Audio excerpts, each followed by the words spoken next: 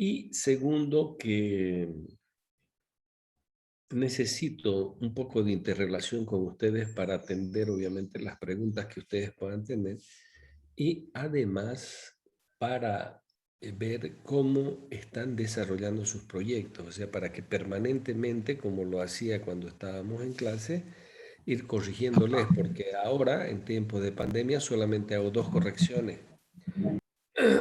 Una cuando terminan ustedes la ingeniería y otro cuando ustedes terminan todo el trabajo. Entonces, y yo sé de que no es con una corrección a veces lo que aprendemos bien, porque a pesar de que he hecho dos, tres correcciones, siguen con su trabajo. Y ustedes son muy panchos a veces porque agarra yo y les corrijo. Y ustedes saben que no puede haber ninguna multiplicación, que es donde más ustedes fallan y en la suma, ¿no? Que son, digamos, operaciones elementales que siempre les he dicho háganlo en Excel, pero hay dos cosas, ¿no? Uno se los hacen hacer y se los hacen hacer muy mal su proyecto. Y otros no corrigen, no corrigen. Entonces, de ahí es que cuando hago una última revisión sigo encontrando errores y se trata de que minimicemos en lo absoluto los errores y los proyectos no solamente sean rentables en términos de evaluación de sus indicadores, sino que además puedan tener la posibilidad, por ejemplo, de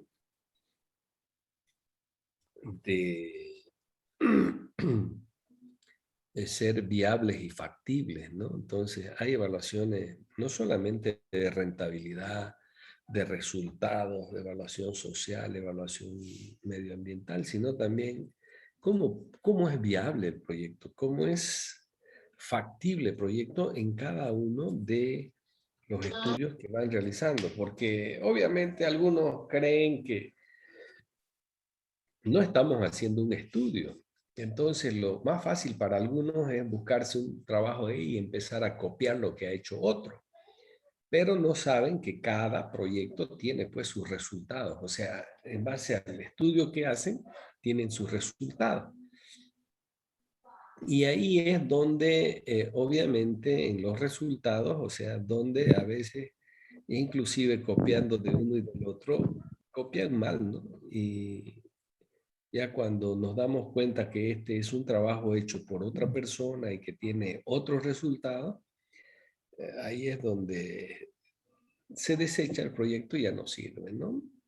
Entonces,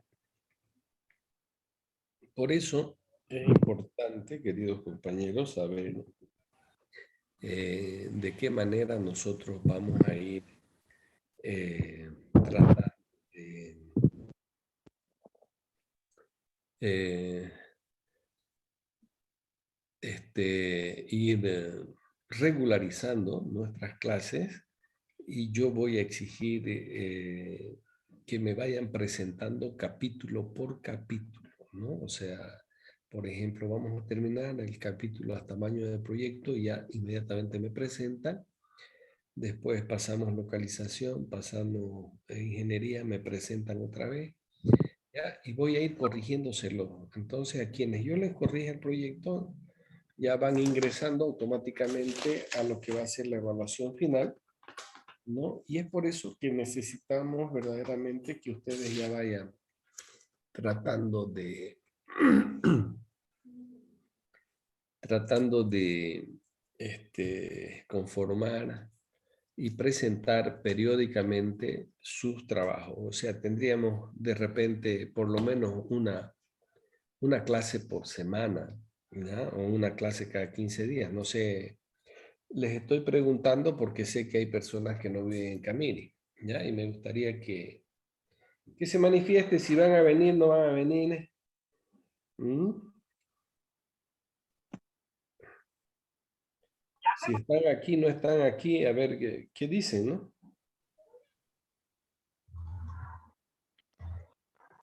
Licenciado, buen día. Sí, buen día, buen día. Si es cada 2 semanas, yo creo que estaría bien para los que no vivimos en Camiri, perdón.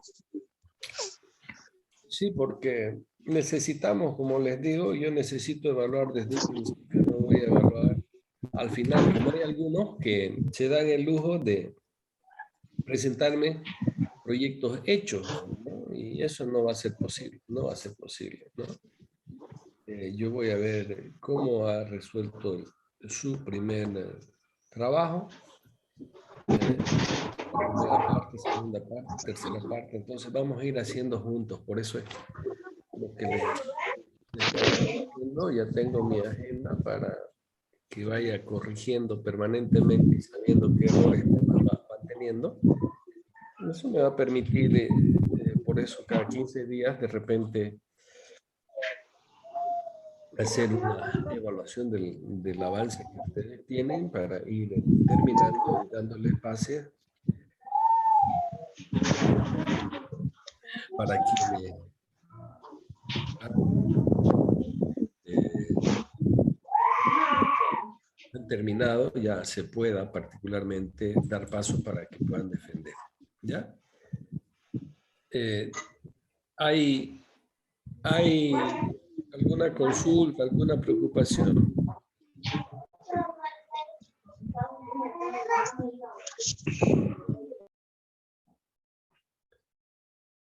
¿Tienen alguna consulta?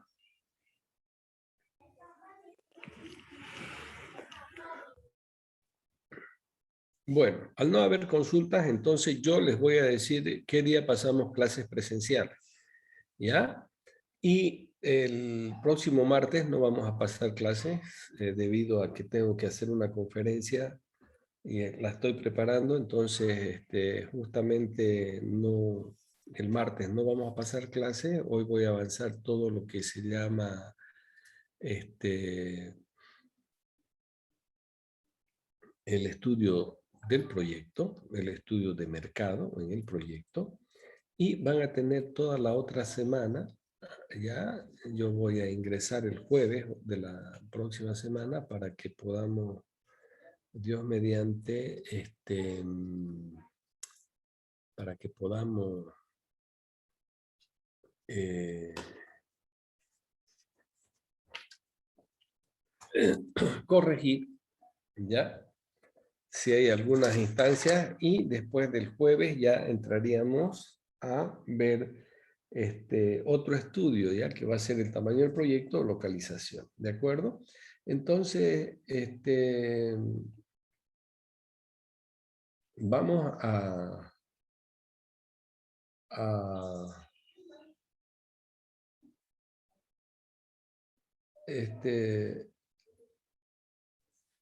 vamos a entrar de lleno, particularmente, hemos visto en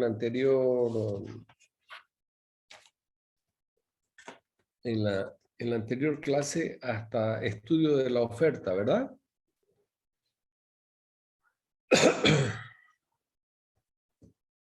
¿Es así o no es así, compañeros? Sí, listen. Ya. Sí, listen. Ya. Entonces vamos a hacer ahora, entendiendo de que las preguntas que nosotros desarrollamos, ¿ya? Son para desarrollar en primera instancia el análisis de la variable en cuestión. En este caso, primero nos hacemos cuestionamientos, nos hacemos preguntas para analizar la demanda, ¿ya?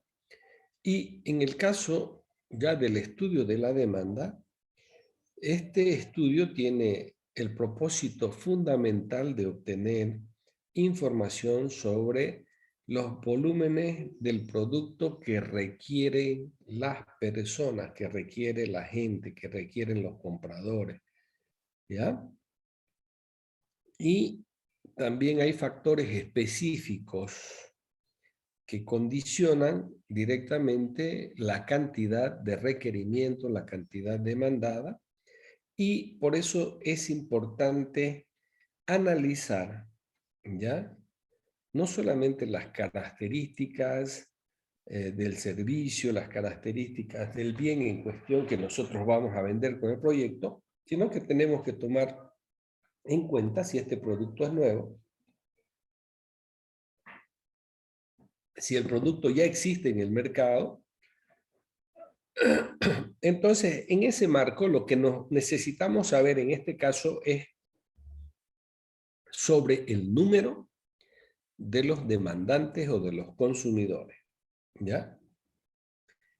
La demanda, obviamente, del producto siempre va a ser sensible a un aumento de la población, a un aumento en el requerimiento, ¿ya? Y también es importante identificar si las personas que requieren el producto son empresas, ¿ya? Son empresas estatales, como puede ser la gobernación, la alcaldía, los ministerios. ¿Qué capacidad de consumo tienen, por ejemplo, las empresas que compran nuestro producto? ¿Qué capacidad de compra efectiva tienen los compradores? Por eso es que cuando nosotros hacemos un análisis anterior, siempre debemos saber cómo está su ingreso de los consumidores. También es importante preguntarse ¿y qué clase de gustos y preferencias tienen los consumidores? Imagínense, si nosotros particularmente hacemos un poquito de diagnóstico o evaluación, pregunta, sobre los gustos y preferencias de las amas de casa en Camiri para servirse el poro, ¿qué diríamos nosotros? ¿Cuáles son las preferencias? ¿Cuáles son los gustos que tienen las familias, más que amas de casa, familias, porque el poro se toma en familia, se toma con los amigos, ¿no? Entonces, no solamente hay un concurso específico de grupo familiar, ¿ya? Hay otros grupos específicos de chismosos y chismosas de alta gama que tienen también sus concentraciones en el poro, pero además de sus concentraciones, sin querer hablar mal de nadie, tienen preferencias. ¿Qué clase de preferencias? En cuáles son los envases del poro, cuáles son los horneados del poro, ¿no? En gustos y preferencias, fíjense. Cuáles son las hierbas que para preparar el poro, porque no es solamente la hierba mate, ¿no? Sino que unos buscan con poleo, otros buscan con cáscaras de naranja, otros buscan con canela, otros buscan con alcohol, otros buscan con una serie de aditamentos, ¿ya? Que le llaman yuyos, ¿no? O sea, poleo, menta, una serie de hierbas, ¿ya? Y ahí es donde existen y vemos que los consumidores no solamente tienen ciertas preferencias, sino tienen ciertos gustos, ¿ya? Para servirse esa clase de producto. Y creo que dentro de este marco, ya ahí hay exigencia en los consumidores para adquirir el bien o el servicio producido. Entonces, y podemos definir cantidades, precios, calidad, envase, marca, o otras exigencias que pueden también surgir a partir de los gustos y las preferencias en los consumidores. Fíjense que es importante esta figura. Sobre el ingreso de los consumidores, también es importante, y aquí es cuando destacamos la estratificación, ya para ir en un cuadro definiendo en primera instancia cómo se presenta la estratificación de las personas de ese mercado. Por ejemplo, ¿qué clase de personas son? En el caso de Camiri, son jubilados petroleros, son gente ligada a la educación, gente ligada a la salud, transportistas, constructores, gremialistas, comerciantes, hay militares, policías, gente que trabaja en la institucionalidad financiera, gente que trabaja en la municipalidad, en la subgobernación, ¿ya? Gente universitaria, ¿ya? Entonces, fíjense ustedes, esta estratificación nos permite en un cuadrito colocar, bueno, y el personal de salud, por ejemplo, ¿cuánto gana? De 5.000 a 10.000, el personal de educación de 3.000 a 7.000, los trabajadores del transporte de 5.000 a 10.000, los trabajadores municipales de 3.000 a 15.000 y así sucesivamente, ¿no? Vamos buscando y viendo particularmente cuáles son los ingresos de los consumidores.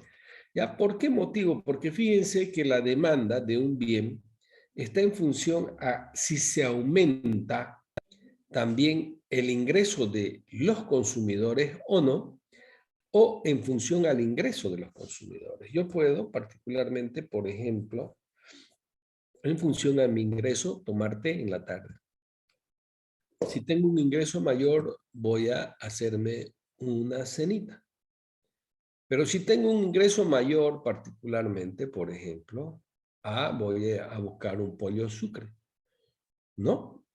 Y si tengo otro ingreso más mayor todavía, la suerte, entonces pongo mi parrilla y meto 10 kilos de carne, digamos, ¿no? O sea, hago un churrasco, por decirle así.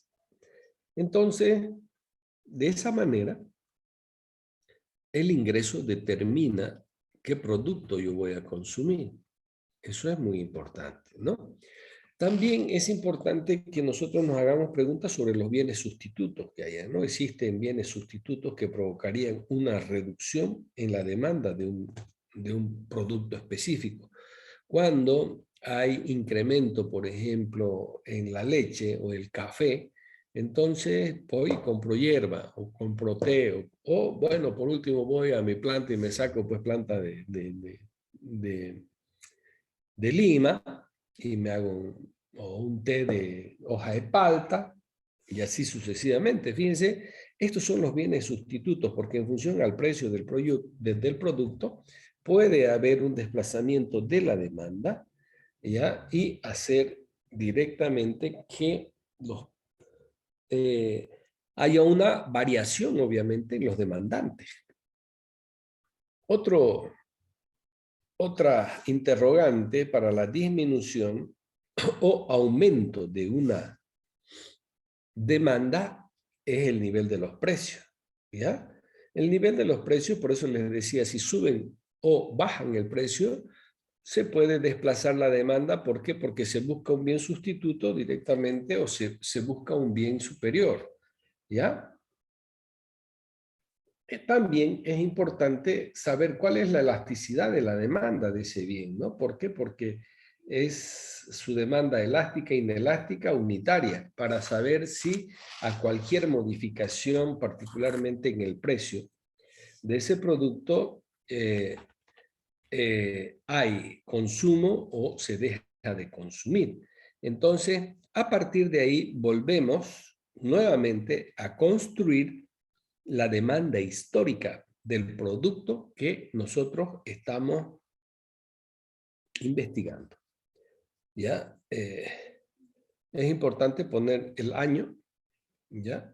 El año, pero también es importante si yo voy a hacer una evaluación o un diagnóstico de 5 años, particularmente, por ejemplo, Voy a colocar como he hecho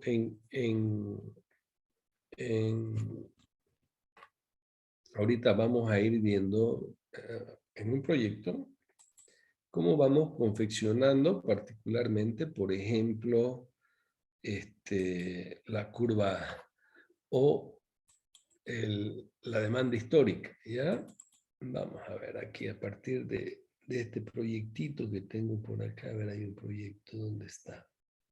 Este proyecto. En este proyecto presentado, particularmente, ya hay justamente la elaboración de la demanda histórica. ¿Ya? En esta demanda histórica, particularmente, tenemos nosotros, a ver, esto es de...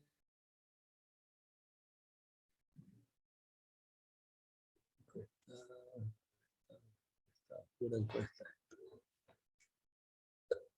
Aquí está, fíjense. La demanda histórica me dice que el año 2016 se ha consumido 26.550